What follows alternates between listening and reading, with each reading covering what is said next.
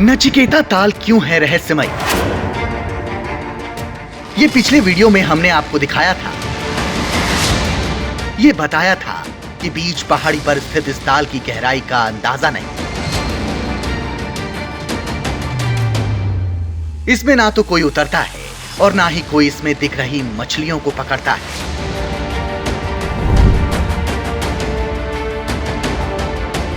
अगर आपने वीडियो का पहला पार्ट नहीं देखा है तो चैनल के होम पेज पर जाकर वो वीडियो देख सकते हैं, क्योंकि दूसरे पार्ट में हम बताने जा रहे हैं नचिकेता ताल से जुड़ी वो पौराणिक कहानी जो और भी चौंकाती है।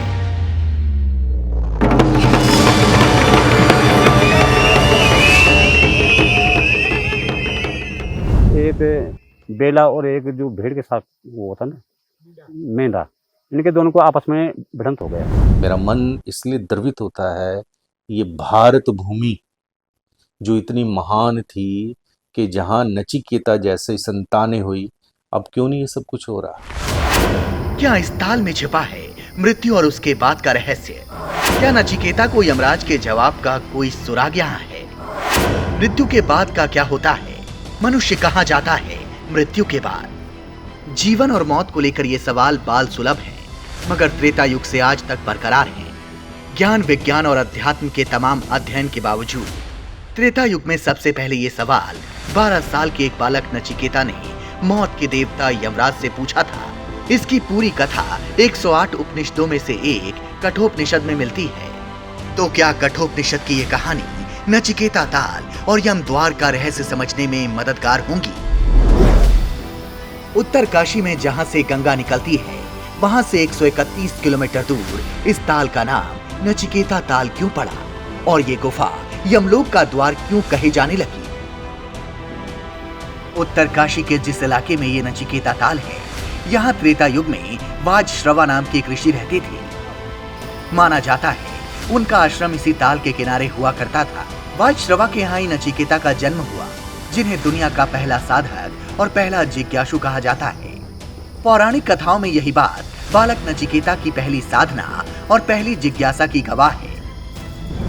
कठोपनिषद की कथा के मुताबिक नचिकेता जब 12 साल के हुए तो वाजश्रवा ने विश्वजीत यज्ञ का आयोजन किया। ये यज्ञ राजा महाराजा किया करते थे ताकि लोक में वो प्रसिद्ध हो सके।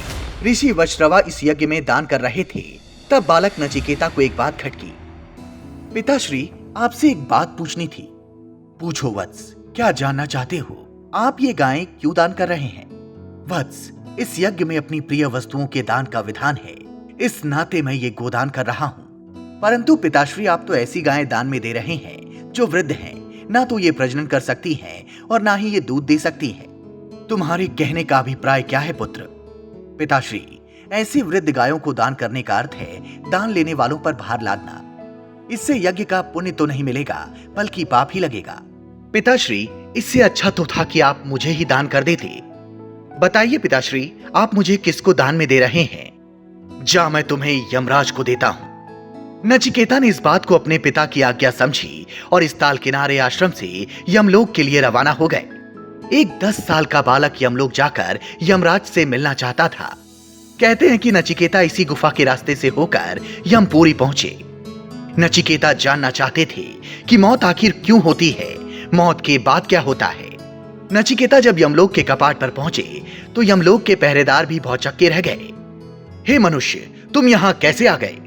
मैं मृत्युदेव यमराज से मिलने आया हूं। जाओ यहां से, यहां जिंदा लोग नहीं आते।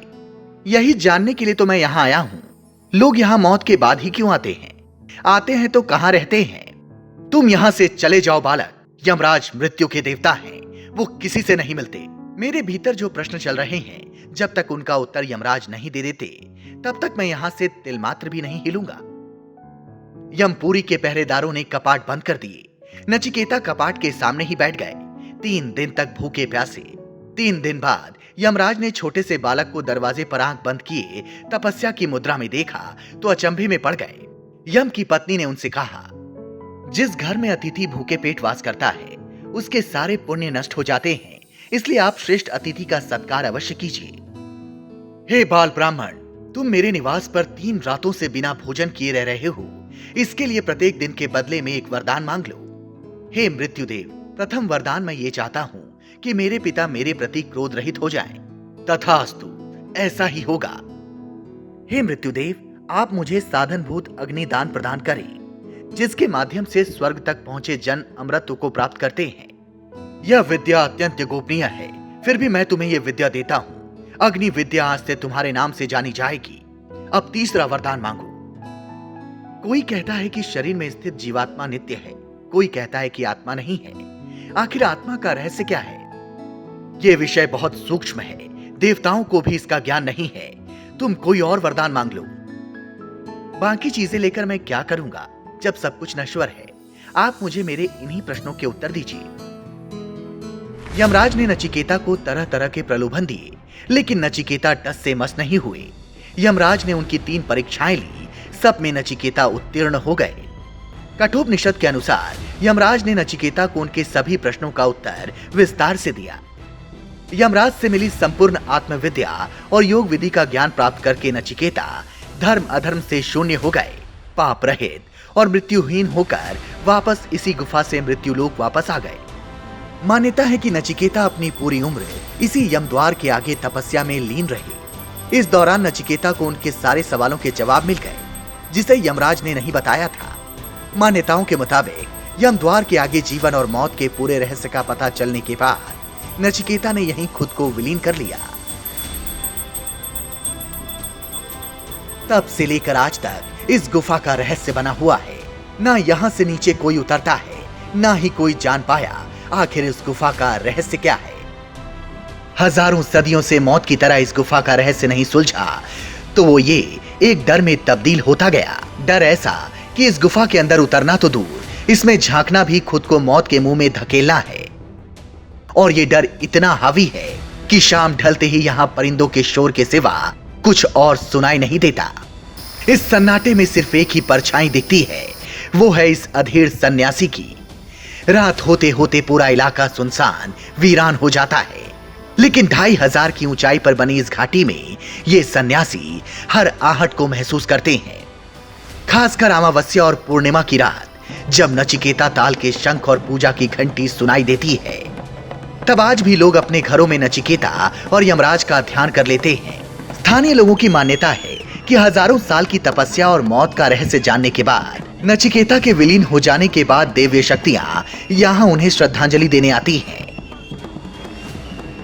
पूजा पाठ की घंटी और शंख की आवाज के साथ ताल में नहाने जैसा जो शोर सुनाई देता है, वो इसी दैवीय दृश्य का हिस्सा है।